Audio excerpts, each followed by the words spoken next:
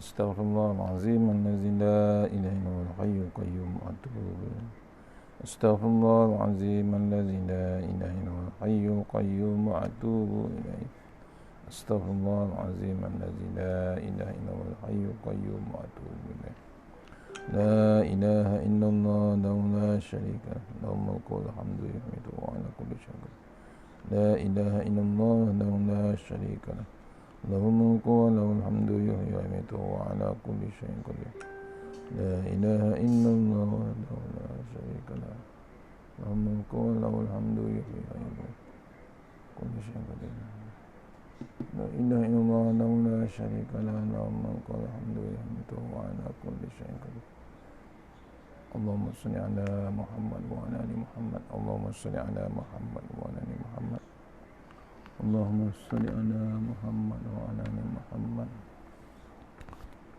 Insyaallah. Assalamualaikum warahmatullahi wabarakatuh. Alhamdulillahirabbil alamin wassalatu wassalamu ala asyrafil mursalin wa ala alihi washabbihi ajmain.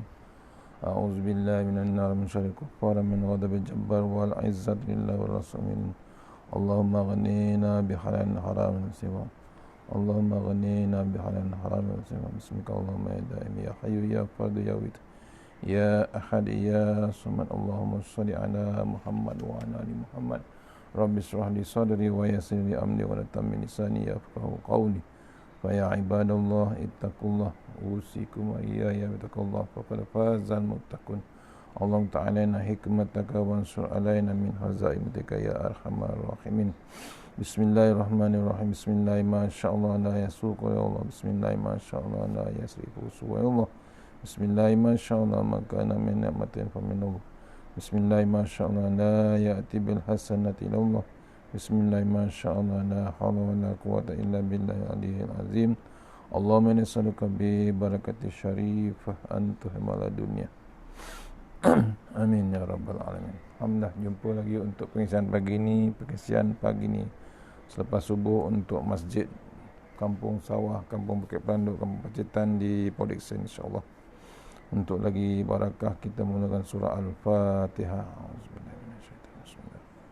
Alhamdulillah. Iyyaka na'budu wa iyyaka nasta'in. Shiratal mustaqim. Shiratal ladzina ghairil maghdubi 'alaihim. InsyaAllah sebelum tu kita share dahulu. Kita share dulu link untuk live ni, insyaAllah.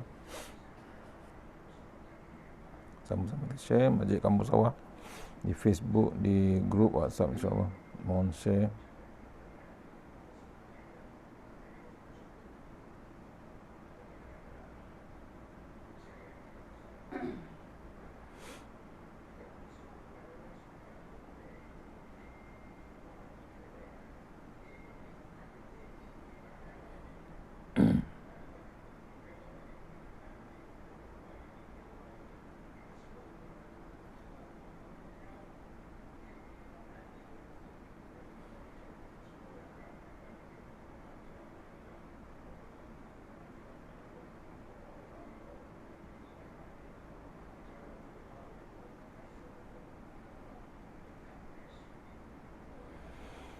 Okey, insyaAllah.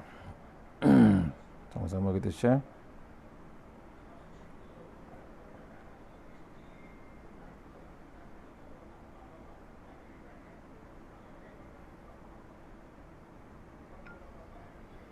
InsyaAllah, mohon komen kalau tak jelas suara, insyaAllah.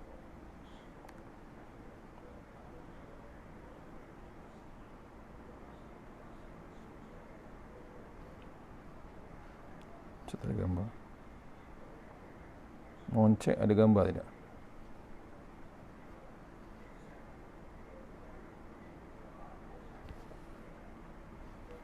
Cek tak ada gambar. Ada gambar?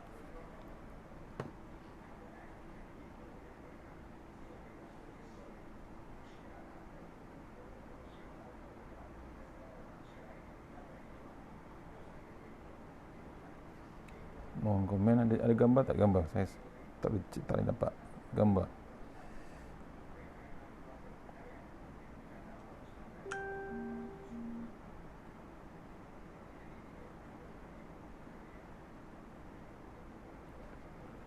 Macam tak ada gambar. Ada gambar?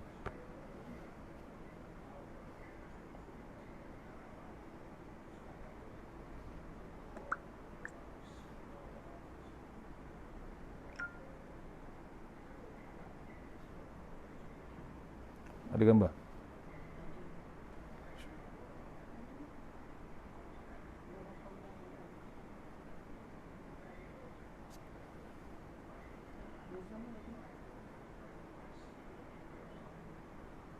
Mohon komen ada gambar ke semua, insyaAllah.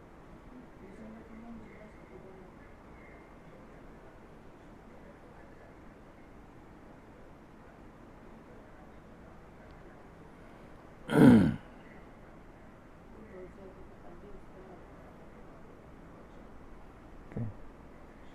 Telefon Ustaz tak ada gambar, insyaAllah. Ya. Telefon tak ada gambar.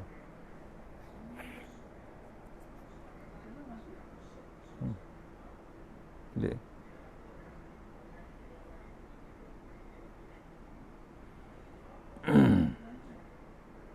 InsyaAllah sebentar ya, cek balik.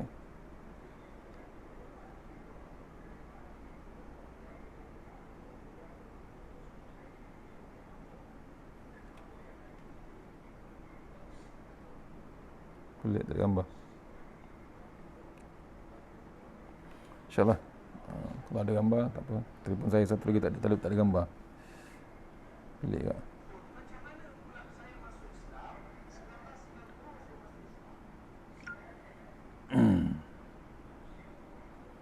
Mohon share musawah.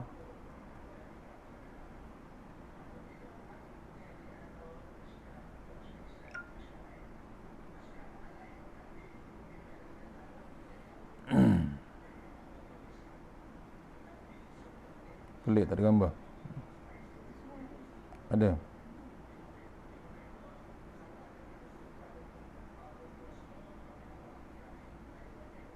Okay, saya start balik.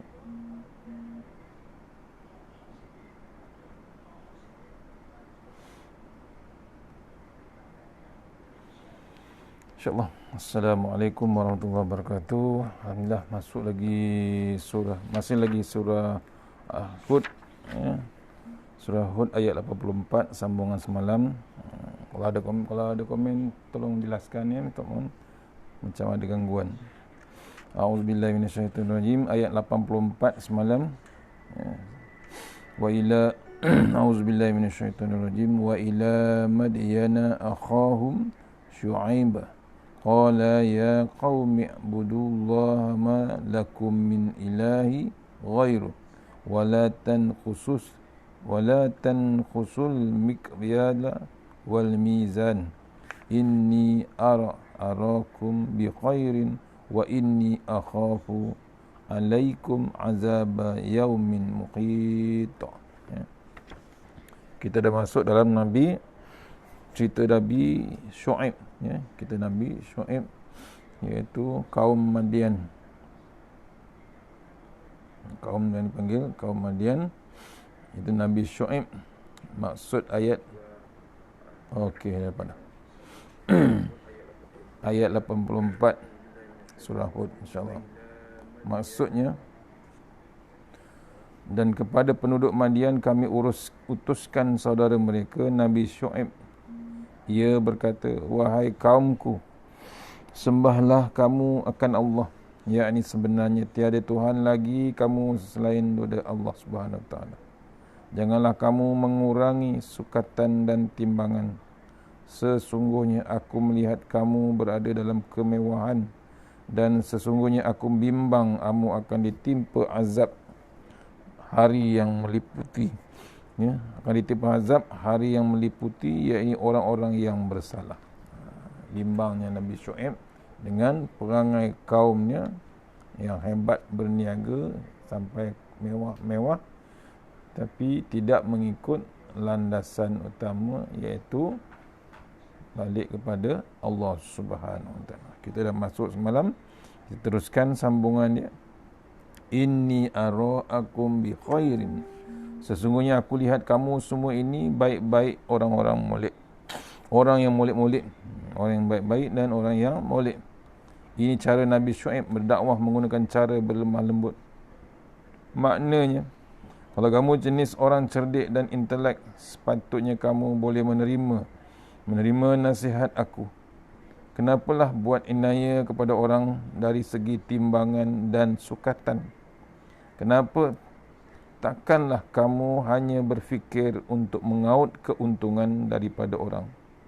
Walaupun kita hidup dalam keadaan baik, tuan-tuan semua hidup dalam keadaan berpelajaran, tetapi saya hendak menyebutkannya juga sebab saya ini Nabi. Boleh jadi tuan-tuan semua tidak tahu, kerana benda yang hendak saya sebutkan ini semua orang tidak tahu melainkan saya. Dia menasihatkan kaumnya, kaum Madian ni, orang yang berfikiran bagus, cerdik, berniaga bagus, ada ilmu, tapi sayangnya cuma mengaut keuntungan dengan cara tak cerdik. Menipu dalam timbangan meniaga contohnya. Benda ni berlaku dulu lagi. Dulu lagi orang meniaga macam tu. Tidak amanah, tidak jujur, mengaut keuntungan, dan berlaku juga pada zaman sekarang. Berlaku juga pada sekarang ni, zaman COVID pun masih lagi berlaku dengan penipuan-penipuan perniagaan. Tidak mengikut Islam. Banyak berlaku dan hebatnya berlaku sampai menjual daging yang tidak halal. Menipu dengan cop, menipu dengan timbangan, menipu dengan tak tahu sumber mana makanan yang dijual tersebut. Yang hebatnya, yang Islam pun bersekongkol juga. Sanggup terima macam-macam untuk janji perut penuh, mewah, mengaut untung setiap hari, setiap bulan, setiap tahun. Berlaku, Allah tunjukkan zaman COVID. Ini Allah tunjuk. Zaman Nabi Syuaib pun diceritakan juga perangai Allah. Itu yang belum dapat Islam lagi. Yang ni sekarang dah ada Islam. Dah tahu dah Nabi. Dah baca dah alif bata. Dah baca Quran dah. Dah ada dah Quran time. Tapi bab rasuah, bab keuntungan, mengaut keuntungan dalam perniagaan tak berhenti. Degilnya manusia walaupun lama dah bersunat Islam, mengaku Islam. Cerdik, memang cerdik zaman touchscreen sekarang. Zaman teknologi hebat. Apakah bendanya? Wa inni akhafu alaikum azaba yaumin mukhit. Saya bimbang benar, takut-takut ditimpa ke atas kamu semua azab di suatu hari yang melingkungi dan memagari kamu sekalian. Mukhitin, mukhit, makna asalnya ialah ihatah, yang bermaksud pagar. Kalau azab itu didatangkan, ibaratnya ia memagar kita, menyebabkan tidak ada jalan untuk melarikan diri. Jika kita hendak duduk di tengah-tengah padang yang sama, jika kita duduk di tengah padang sama, ada ketika hujan ataupun panas, kita masih boleh berlarikan diri di sana atau ke sini. Tetapi kalau kita duduk di dalam pagar yang berlingkung sebagaimana dalam penjara, apakah yang kita boleh buat? Jadi sebelum azab itu datang, maka saya nasihatkan kamu supaya jangan buat perkara-perkara yang Tuhan marah. Jangan makan mata dacing. Maksudnya jangan salah timbang atau mengurangkan sukatan timbangan. Kalau kita renung ayat ini, nampak jelas wujudnya hubungan antara akidah dan muamalah. Hubungan ini telah berlaku sejak antara berzaman-zaman lagi. Maksudnya penyatuan di antara politik dengan agama bukan bermula di Nabi Muhammad, zaman Nabi Muhammad SAW. tetapi telah bermula di zaman nabi-nabi terdahulu, termasuklah Nabi Syuaib. Para nabi telah memberitahu kepada umat manusia bahawa apa saja perintah yang datang daripada Tuhan mestilah kita patuhi, termasuklah dalam urusan perniagaan, keuangan dan urusan ekonomi. Islam bukan diikuti secara satu-satu saja. Nak ikut Islam waktu sembahyang, nak ikut Islam waktu Jumaat, nak ikut Islam waktu Hari Raya, nak ikut Islam waktu Ramadan, nak ikut Islam waktu haji. Bukan itu saja. Islam dari bangun tidur ke tidur balik. Itu inna dina indallahil Islam. Bukan sebahagian-sebahagian.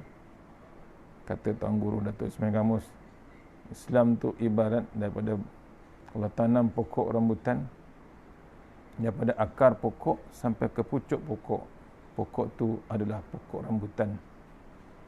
Tak ada pokok rambutan tu akarnya pokok toge, batangnya pokok pelam, dahannya pokok langsat, buahnya baru pokok rambutan. Tak ada. Allah tak buat macam tu. Daripada ujung akar sampai ke pucuk pokok rambutan. Islam pun macam tu juga. Walaupun Al-Quran hanya menyebut berkenaan masalah timbangan dan sukatan di zaman dahulu, tetapi ia adalah simbolik kepada masalah keuangan dan ekonomi secara keseluruhan. Maknanya masalah kewangan, timbangan dan ukuran amat bergantung rapat dengan akidah kita. Apakah tujuan kamu mengusahakan perkara ini? Adakah ada perkara lain yang lebih kamu pentingkan selain daripada Allah? Kalau ada, artinya Allah ada dalam perhatian kamu, dan pada masa sama diri kamu sendiri pun ada dalam perhatian kamu. Ini bererti kamu menduakan Tuhan Allah Ta'ala di suatu pihak dan diri kamu sendiri ke pihak yang lain. Jadi bila kita bertuhankan Allah Ta'ala, maka tidak ada sebab kita boleh mengkhianati orang lain melalui sukatan timbangan. Hasil daripada manusia tidak memahami dasar akidah menyebabkan seseorang itu boleh bertuhankan Allah Ta'ala dan pada masa sama juga bertuhankan nafsunya sendiri. Apabila dia bertuhankan nafsunya sendiri, inilah yang menjadi punca timbulnya pelbagai masalah penyelewengan yang lain. Dalam banyak perkara, dia hanya mementingkan anak buahnya sendiri, orang yang sebulu dengannya. Sebagai contoh, di negara kita ini ada sebuah parti yang bersimbolkan adakah dia menyimbang dengan betul, ya, simbol dacing. Ini zaman Nabi, zaman Tok Guru lah. Adakah dia menimbang dengan betul, ya? Adakah sama timbangan yang digunakan bagi orang yang tidak menyokong dacing, orang yang menyokong, ya, timbangan tersebut? Ketidakadilan mereka dalam urusan pemberian kepada rakyat kelihatan bercanggah dalam ajaran Nabi Muhammad dan bercanggah juga dengan ajaran Nabi Syuaib. Ni zaman Tok Guru, ya. A'udzubillahi minasyaitonirrajim. Wailul lil mutaffifin allazina izal talu 'alan nasi yastawfun wa idza kaluhum awanuhum yuhsirun ala yazunnu ulaika annahum mab'usun liyaumin azim. Ya, macam ni. Surah Mutaffifin ayat 1 hingga 5. Kecelakaan bagi orang-orang yang curang dalam timbangan dan sukatan, iaitu mereka yang apabila menerima sukatan, yakni gantang ataupun cupak, zaman dahulu ukuran dia, dari orang lain, mereka mengambil dengan cukup, dan sebaliknya. Apabila mereka menyukat atau menimbang untuk orang lain, mereka kurangi. Tidakkah mereka menyangka bahawa mereka akan dibangkitkan, yakni hidup semula sesudah mati, pada hari kiamat yang amat besar huru-haranya? Surah Al-Mutaffifin ayat 83. Ya? Ayat 1 hingga 5, surah nombor 83. Bab tu bila kita ada bab timbangan, timbanglah betul-betul, jangan berpelah satu pihak sahaja. Ni ya, bila berpihak satu belah saja, ni untuk guru hentam salah satu pada bab politik, ya, politik yang memihak satu belah saja, tidak dihiraukan antara yang lain. Tuhan berkata, wailul lil mutaffifin, aku cadangkan sebuah neraka bagi mutaffif. Apakah sifat orang mutaffif? Tuhan sendiri yang menyebutnya. Allazina izaktalu 'alan nasi yastawfun. Orang mutaffif ialah apabila mereka menimbang barang untuk mereka, mereka timbang dengan sukatan yang penuh. Wa iza kaluhum aw wazanuhum yukhsirun. Apabila mereka sukat barang mereka untuk orang lain, mereka perugikan, kurangkan. Ya, tidak adil dalam timbangan. Kalau orang yang sebulu, orang yang sama, orang yang kerabat mereka, mereka akan sukatnya dengan betul. Tetapi kalau tidak sebulu, mereka kurangkan sukatan. Oleh itu, untuk menghilangkan semangat besar, berat sebelah dan semangat pilih bulu ini, maka Tuhan mengingatkan mereka, ala yazunnu ulaika annahum mab'usun. Ya. Mereka tidak menyangka, adakah mereka tidak menyangka bahawa mereka itu akan dihidupkan balik di akhirat kelak. Tu maksudnya dulu zaman Tok Guru, ada parti yang masih berat sebelah, tidak menghiraukan parti yang sebelah lagi. Tidak bab keadilan tidak ada. Siapa yang menyokong ditimbangnya betul. Siapa yang tak menyokong tak ditimbang betul. Parti yang dengan lambang timbangan. Ini zaman Tok Guru. Tok Guru ceritakan balik, ya, ketidakadilan dalam menimbang sesama rakyat, sesama manusia waktu tersebut. Tok Guru bacakan ayat, ya, ayat 1 hingga 5 Al-Mutaffifin. Ni cara penerangannya, ya, fakta yang kuat nak menerangkan siapa yang tidak ada dalam ketidakadilan. Cara Tuhan menyelesaikan masalah ketidakadilan bukannya dengan cara mengirimkan polis, tetapi dengan cara menanamkan masalah akhirat di dalam hati. Ini orang yang tak ingat ni, maknanya sebenarnya dia buat tak ingat dengan bab kematian dia. Masalah kehidupan selepas mati bukannya kamu boleh ikut pandai-pandai sendiri. Ini adalah urusan aku, kata Allah Ta'ala. Sama ada kamu hendak hidup kembali atau tidak mahu dihidupkan kembali, itu kamu punya pasal, Allah kata. Tetapi apabila aku menghidupkan kamu, bila Allah menghidupkan kamu, maka kamu semua kena hidup. Ketika kamu hidup di dalam kandungan emak kamu pun, itu bukannya atas kehendak kamu sendiri, tapi aku yang menghidupkan kamu. Allah yang menghidupkan kita. Walaupun dalam perut ibu kita, bukan mak kita yang hidupkan. Yang hidupkan kita adalah Allah. Dalam perut mak kita tu, keluar, hidup lagi, Allah yang hidup. Begitulah juga dengan kematian. Bukan kehendak kamu untuk mati, tetapi Allah juga yang mematikan kamu. Itu kena ingat kita. Oleh kerana aku, ya, oleh kerana aku, kamu itu hidup dengan aku, kata Allah Ta'ala. Juga kamu itu mati, dan kamu lihat bagaimana perkara ini berlaku setiap hari. Maka Allah akan paksa kamu hidup semula selepas mati, iaitu dipanggil hari kebangkitan. Hari kebangkitan kamu, liyaumin azim, Hari yang sungguh-sungguh besar. Besar daripada sudut pandangan zahir dan besar juga dari sudut akidah. Akidahnya kerana ia dapat mengubah kepribadian dan mencorakkan moral hidup manusia seluruhnya. Bila masuk hari yang dibangkitkan besok, baru kesedaran yang 100%. Tak payah waktu hari kebangkitan. Waktu dalam liang lahat tu pun kita tersedar 100%. Waktu dalam lubang kubur tu yang gelap amat gelita. Kita kena sentap sikit hati kita. Pagi-pagi ni dah 2 Rejab dah ini. Maksudnya kita kena sentap hati kita. Waktu dalam liang lahat ni kita akan sedar 100%. Mati dah aku rupanya. Baru kita sedar. Waktu di dunia, Allah ingatkan dengan COVID, Allah ingatkan dengan banjir, Allah ingatkan macam-macam kejadian. Sombong belaka kita.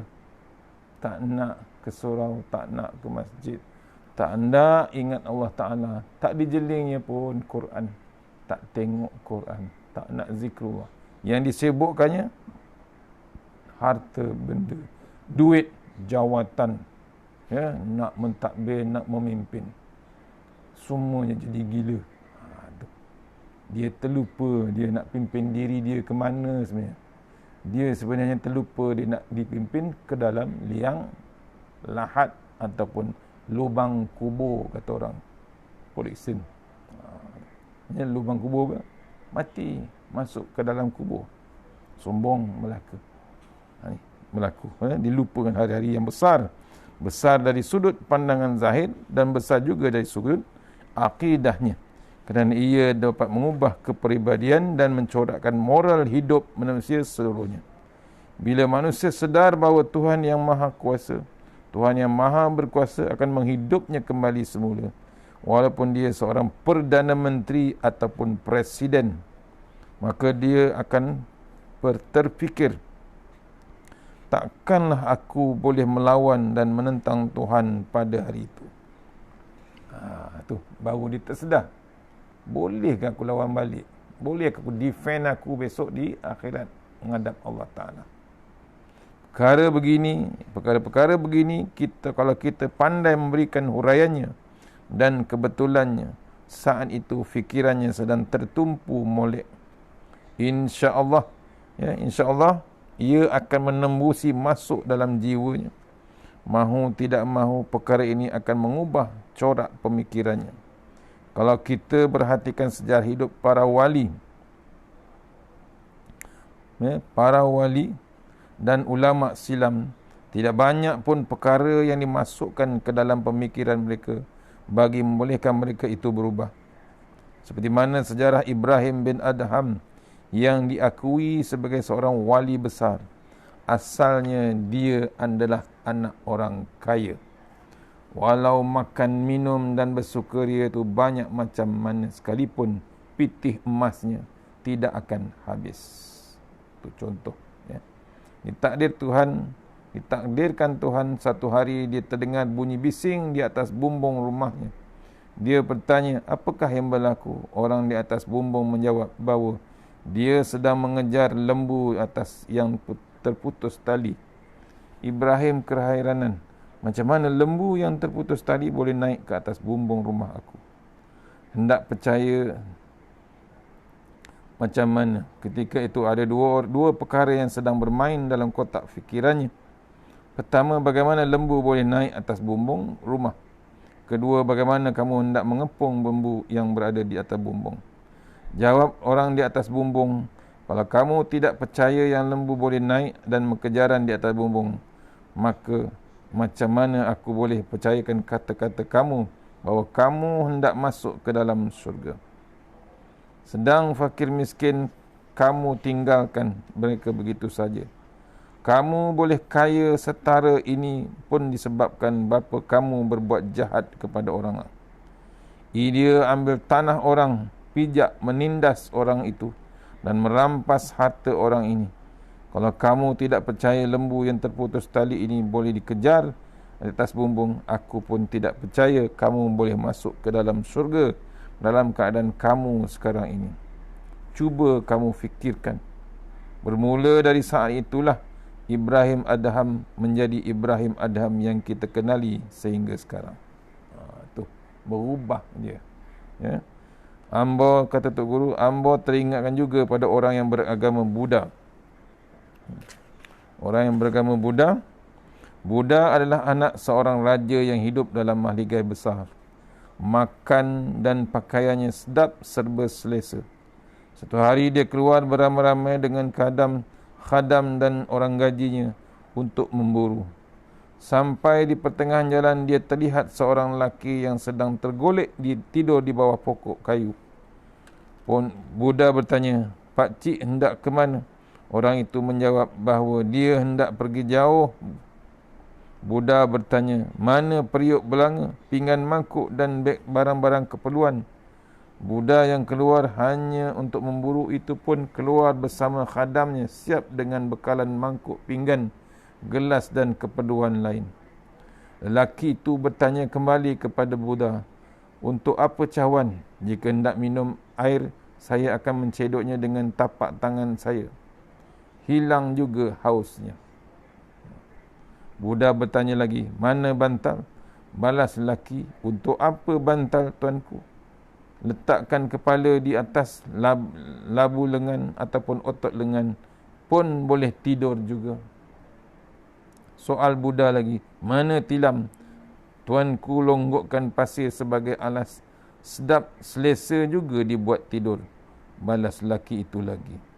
Buddha terfikir, sungguh juga kata orang ini, walaupun susah dia tetap boleh hidup serupa aku dan kelihatan sihat. Akhirnya dia berubah sehingga dijadikan Tuhan oleh para pengikutnya. Adakah orang Islam menjadikan Ibrahim Adham sebagai Tuhan? Tidak.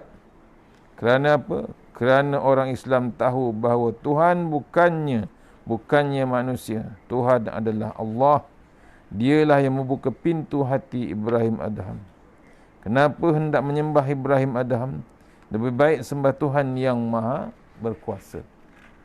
Kalaulah orang itu dijadikan sebagai Tuhan disebabkan perangai moleknya, walaupun dahulunya hodoh, maka ramailah wali-wali dalam Islam yang para penganut Buddha boleh dijadikan mereka sebagai Tuhan.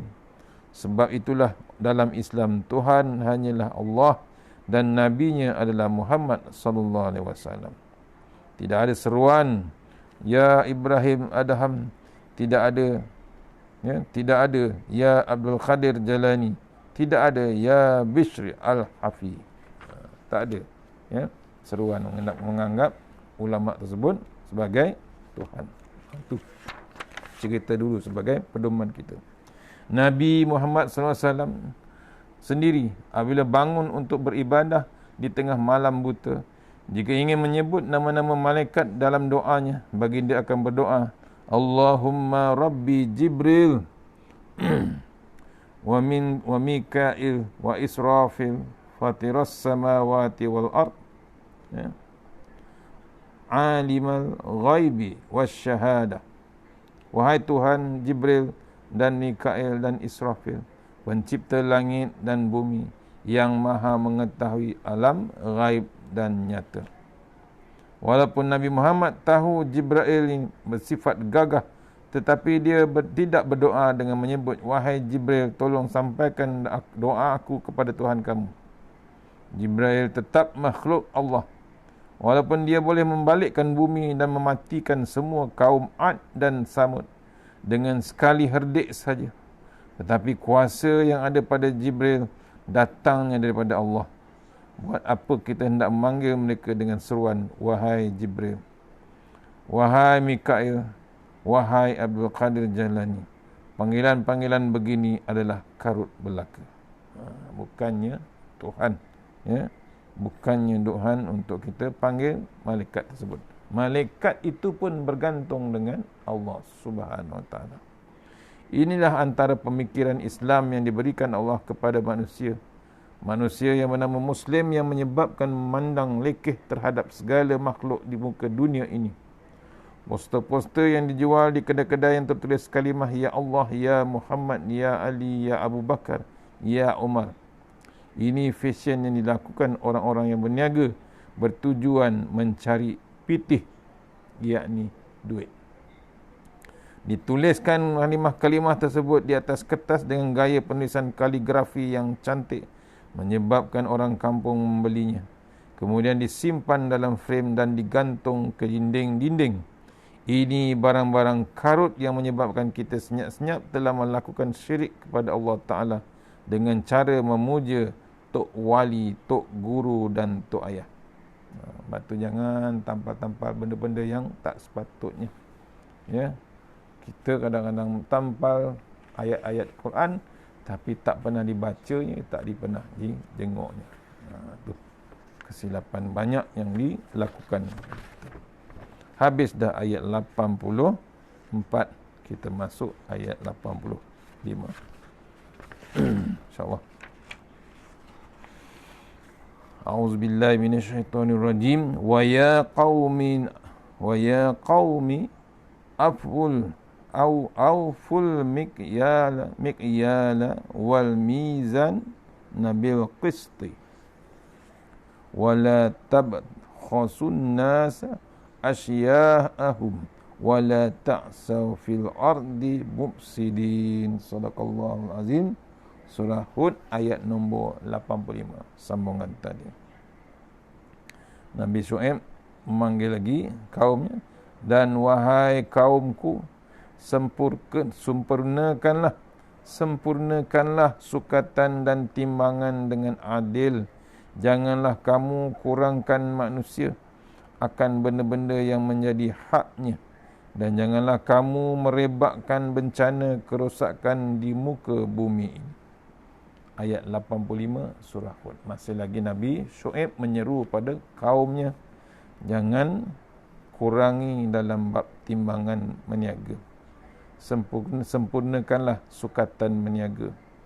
Jangan kamu kurangkan manusia antarkan akan dengan hak-haknya. Maksudnya hak pembeli ada haknya. Hak penjual dengan hak pembeli ada sama-sama haknya. Kita menipu, tidak amanah dengan bab timbangan, akan berlaku merebaknya bencana kerosakan di muka bumi. Bukan satu tempatnya, seluruh. Merosakkan ekonomi. Pasal apa? Benda yang tak halal direbakkan semua, disebarkan. Wa ya qaumi afhul mikya. Wahai kaumku, wa ya qaumi, wahai kaumku, wahai kaum bangsaku, kata Nabi Syuaib, tolonglah sempurnakan sukatan, wal mizan, tolonglah sempurnakan timbangan, bil qist, dengan penuh adil. Sukatan dan timbangan mestilah sempurna. Wala tabkhasun nas asya'ahum, dan jangan sekali-kali kamu menghina dan mengurangkan hak manusia. Jangan kamu buat khianat barang orang. Diingatkan, bukan ingatkan kaum Nabi Syuaib, kaum kita, kaum Islam yang sedang meniaga, tak kira online ke tak online ke, sekarang zaman online. Hati-hati waktu berniaga. Untung, memang untung banyak. Kena pula online sekarang, lagi hebat. Tapi Allah Maha mengetahui, Allah Maha berkuasa. Hati-hati waktu berniaga. Mesti ada bab keadilan sebenarnya. Adakah Nabi Syuaib datang ke dunia kerana hendak membetulkan masalah ekonomi saja? Tidak. Nabi Syuaib tidak hanya menyebut mengenai hal ehwal akidah. Tidak hanya menyebut hal ehwal akidah saja. Tidak ada Tuhan selain daripada Allah. Dia juga tidak menyebut mengenai masalah ekonomi saja. Tolonglah sempurnakan sukatan dan timbangan.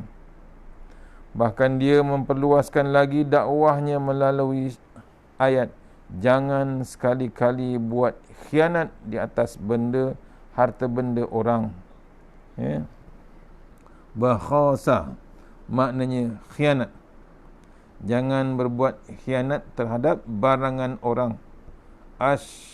Asya'ahum. Ia merangkumi masalah maruah, masalah anak isteri, masalah nama baik, masalah air muka, masalah pangkat atau semua perkara yang dikira mustahak bagi kehidupan seorang manusia. Tu kerja Nabi Shu'aib. Ya. Jangan dia nak pentingkan bab dunia saja. Ya, kena renung bab-bab ni yang ditegur.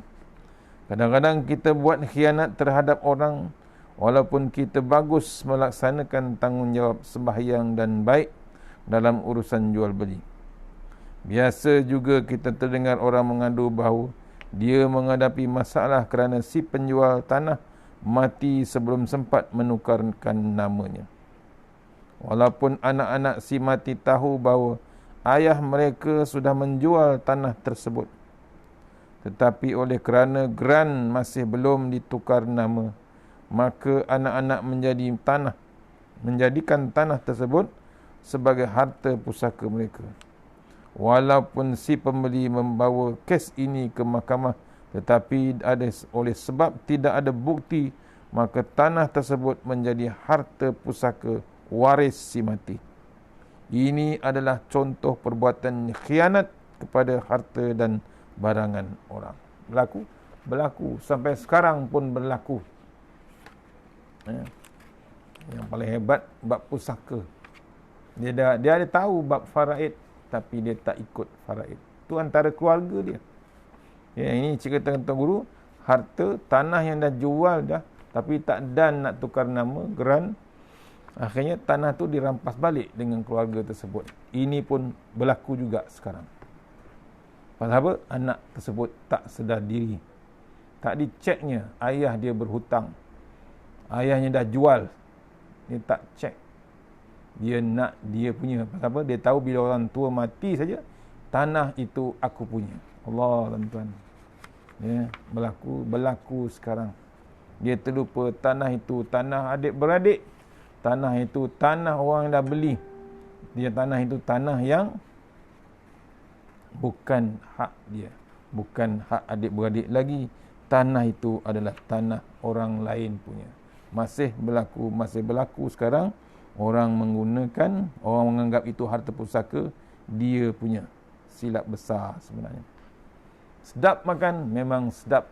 Kebun luas, tanah luas, boleh buat rumah adik-beradik, boleh pergi Mekah, hasil kutip, hasil kebun kutip tiap-tiap tahun, kebun durian, kebun Allah, tuan, mewah-mewah, ke Mekah dia.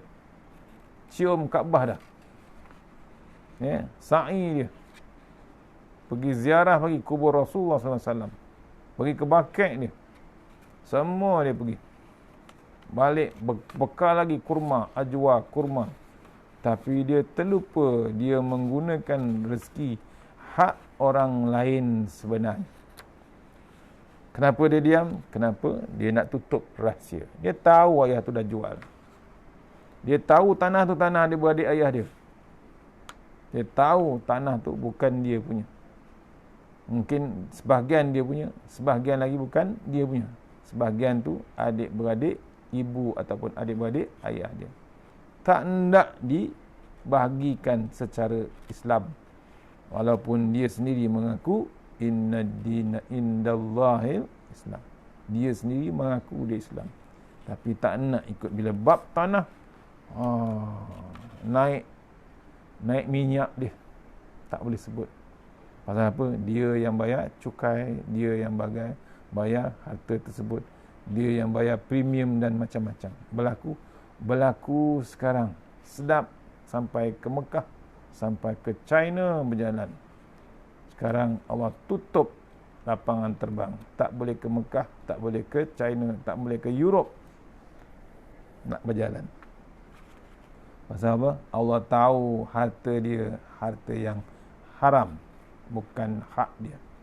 Hak adik-beradik ayah dia, hak adik-beradik ibu dia berlaku. Ni. Begitu juga, ni. Bab pusaka waris si mati.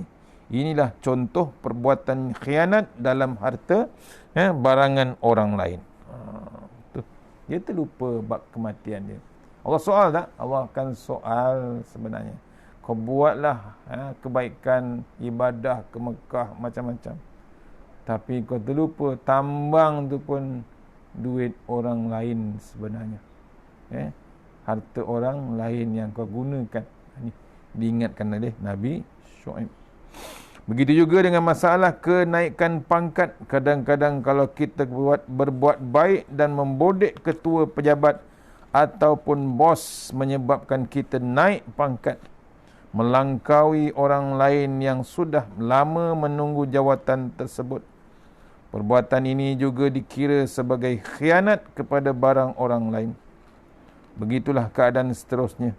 Nabi kita Muhammad SAW pernah bersabda, walaupun ringkas tetapi mengandungi banyak pengertian. La yu'minu ahadukum hatta yuhibba li akhihi ma yuhibbu li nafsih. Kamu tidak menjadi mukmin kecuali kamu sayangkan saudara kamu sebagaimana kamu sayangkan kepada diri kamu. Bila orang gila pangkat, tuan-tuan, sanggup dia terajang kawan orang lain. Dia sanggup pancung sahabat. Dia tahu sahabat tu ada potensi untuk kenaikan pangkat. Dia pancung awal-awal. Berpakat-pakat dia dengan organisasi. Kita kecualikan dia. Kita keluarkan dia. Berlaku dah. Sanggup dia dengan kawan. Depan memang cakap manis dan cantik cakap. Bila belakang berpakat-pakat untuk mengeluarkan orang ni daripada kenaikan pangkat dia. Menyibuk saja orang ni. Kita sama-sama pakat, strategikan sampai dia terkeluar daripada organisasi itu. Bimbang pasal kenaikan pangkat, bimbang pasal amanah dia, bimbang sangat pasal taat dia dengan Allah Ta'ala, taat daripada Rasulullah. Bimbang yang amat sangat. Takut terbongkar rahsia antara dalam organisasi itu. Akhirnya dia dapat mengeluarkan sahabat ataupun rakan sepejabat, bimbang dengan kenaikan pangkat.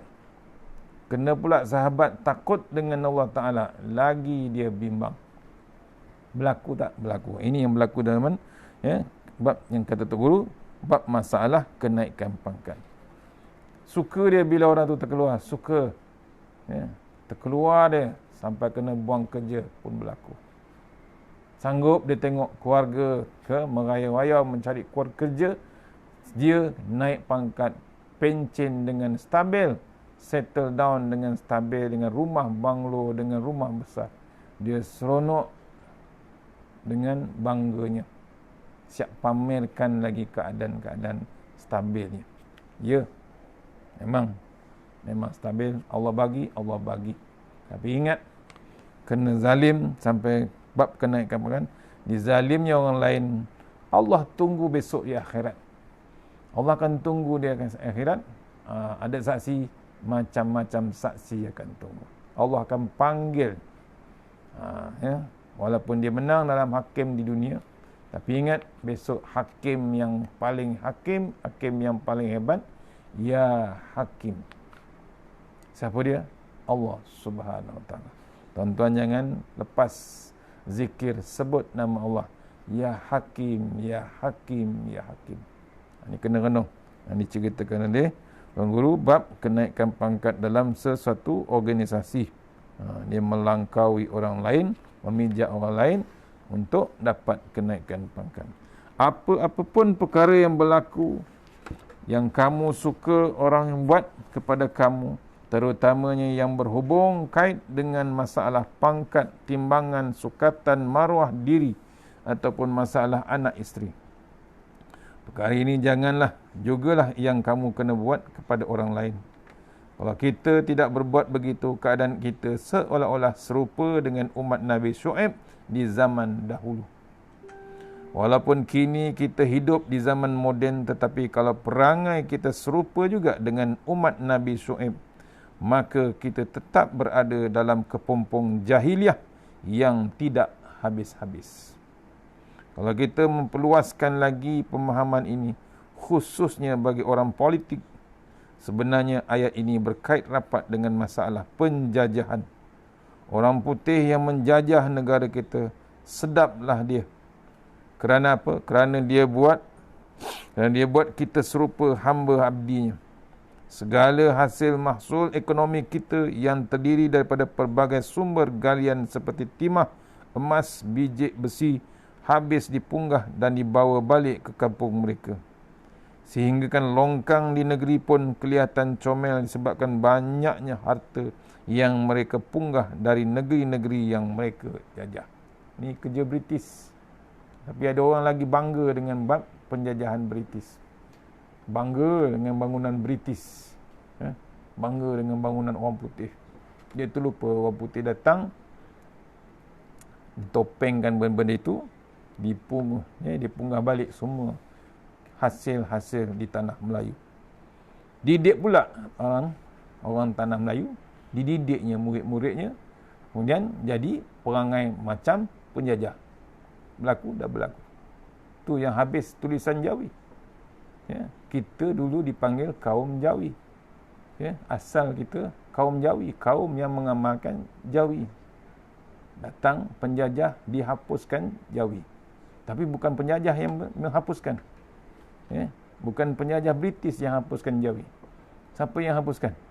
Orang Melayu yang dididik oleh penjajah, hapuskan tulisan Jawi. Berlaku dah pun berlaku. Tu hebatnya British, hebatnya Barat menjajah tanah Melayu. Cuma orang Melayu saja tidak ada bab kesedaran bab tu. Bahasa maknanya tidak menyempurnakan sukatan dan timbangan.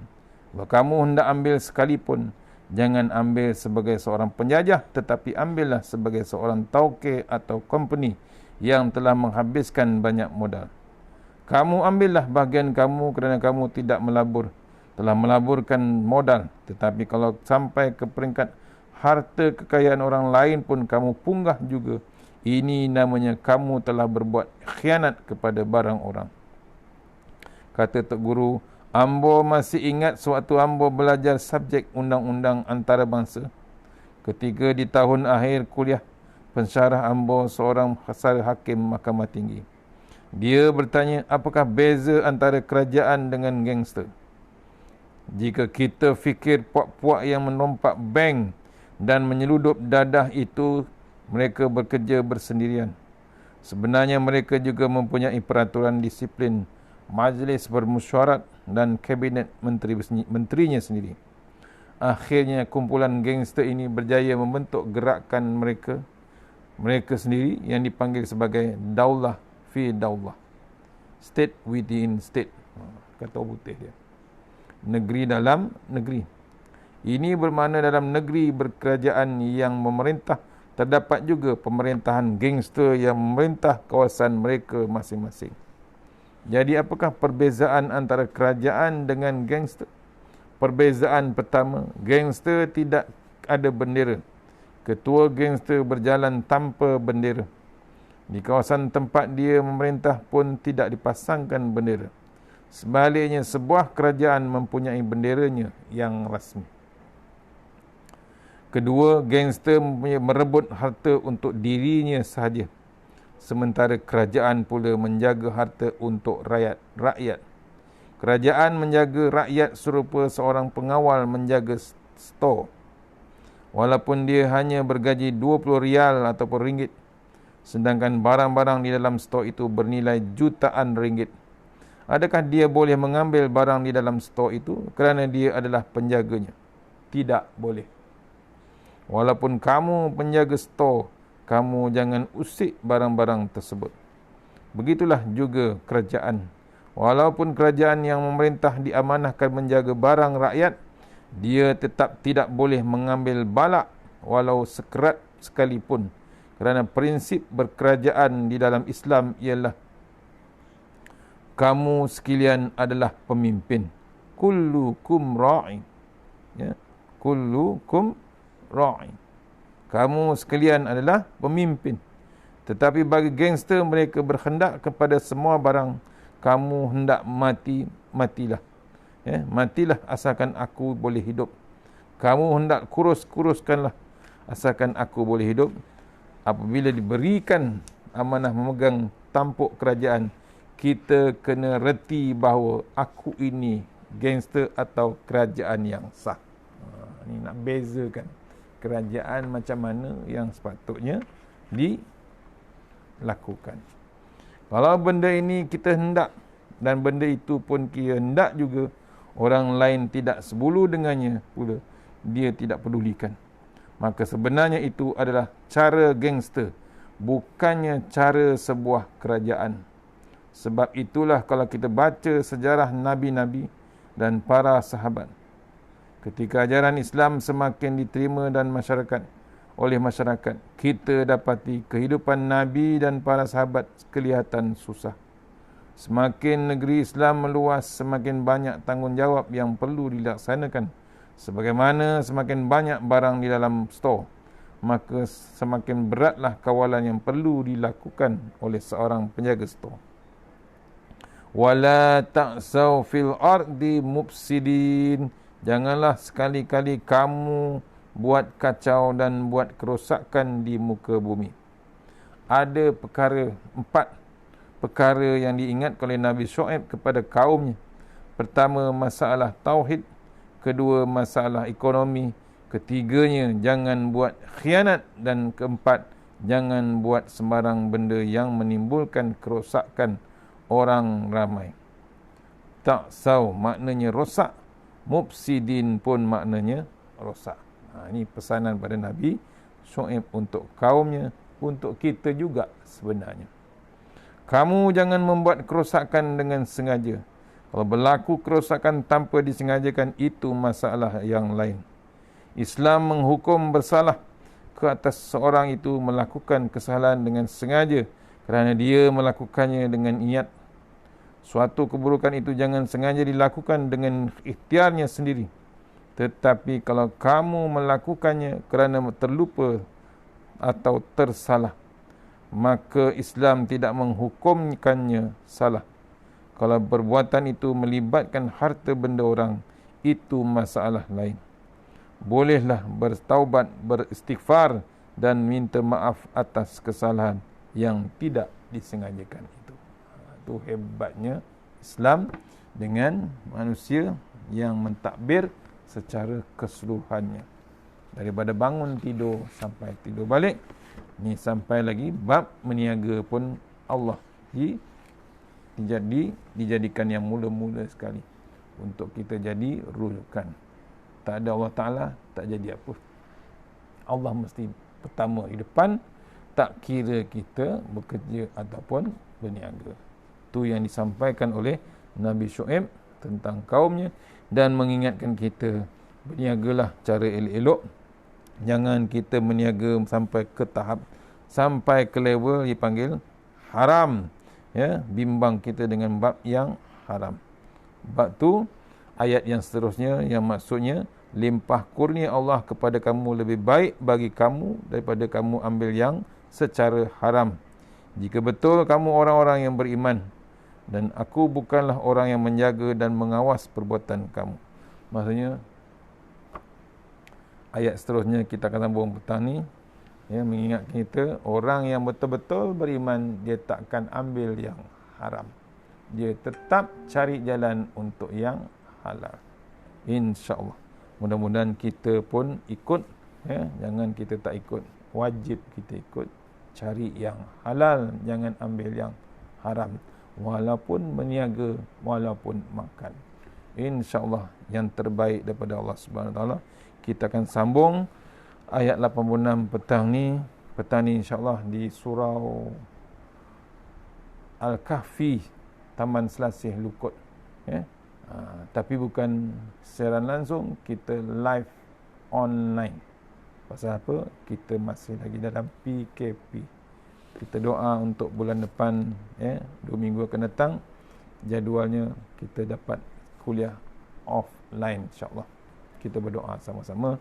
Sekian ribuan terima kasih pada Masjid Kampung Sawah, Bukit Belanduk, Kampung Pacitan. memberi ruang untuk kita online pagi ni. Mantan yang terbaik daripada Allah Ta'ala. Yang lemah daripada saya sendiri, kita sudah hingga surah Al-Fatihah. Auzubillahi minasyaitonirrajim. Bismillahirrahmanirrahim.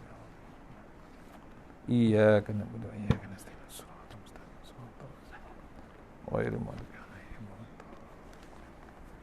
Auzubillahi minasyaitonirrajim. Bismillahirrahmanirrahim.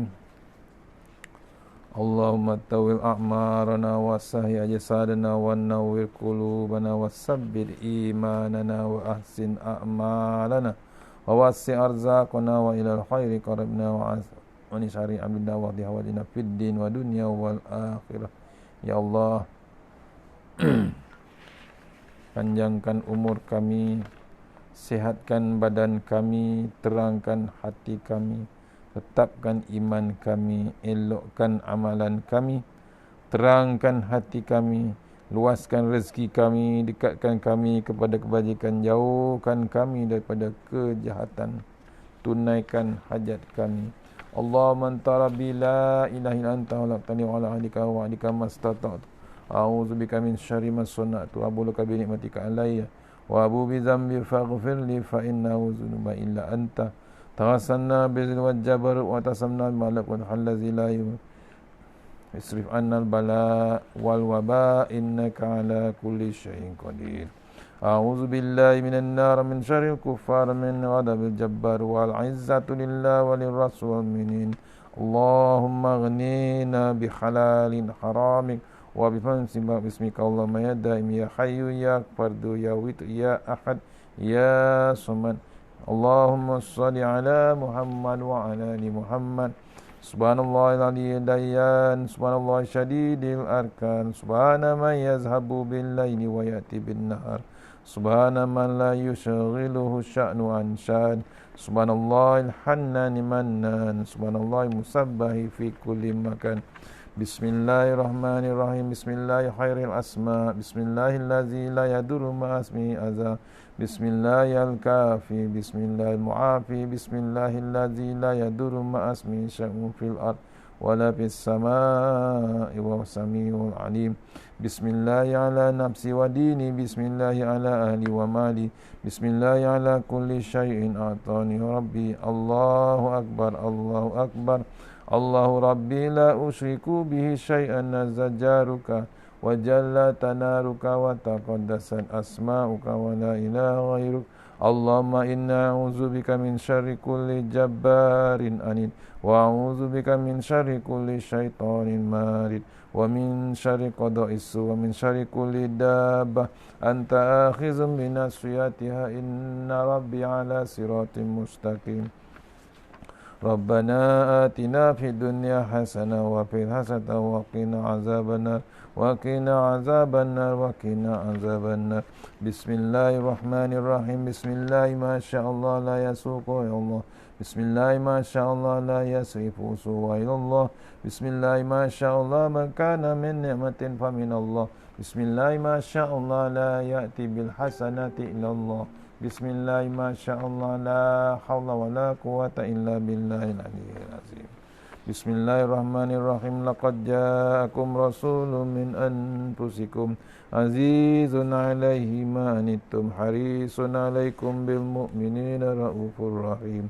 Fa in tawallaw faqul hasbiyallahu la ilaha illa huwa alayhi tawakkaltu wa rabbul 'arsyil azim. Wa may yattaqillaha yaj'al lahu makhraja wa yarzuqhu min haitsu la yahtasib wa may yatawakkal 'alallahi fa huwa hasbuh innallaha balighu qad ja'ala Allahu likulli syai'in qadira. Bismillahilladzi la yadurru ma'a ismihi syai'un fil ardi wa la fis samaa'i wa huwas samii'ul 'aliim. Hasbunallahu wa ni'mal wakeel, ni'mal maulana wa ni'man nasir. Wa la haula wa la quwwata illa billahil 'aliyyil 'azim. Hasbunallah wa ni'mal wakil, ni'mal maulana wa ni'man nasir. Wa la hawla wa la quwwata illa billahil aliyyil azim. Hasbunallah wa ni'mal wakil, ni'mal maulana wa ni'man nasir. Wa la hawla wa la quwwata illa billahil aliyyil. Rabbana atina fid dunya hasanah wa fil akhirati wa qina azabannar. Wa sallallahu ala sayyidina Muhammadin wa alihi wasallam. Subhana rabbika rabbil izzati amma yasifun. Wassalamu alaikum walhamdulillahi rabbil alamin. InsyaAllah, terima kasih kepada Masjid Kampung Sawah, Kampung Bukit Banduk dan Kampung Pacitan. InsyaAllah jumpa lagi untuk offline. Mohon kita doa sama-sama insyaAllah. Assalamualaikum. Jumpa lagi. Kalau okey, kita jumpa waktu duha nanti insyaAllah. Assalamualaikum warahmatullahi.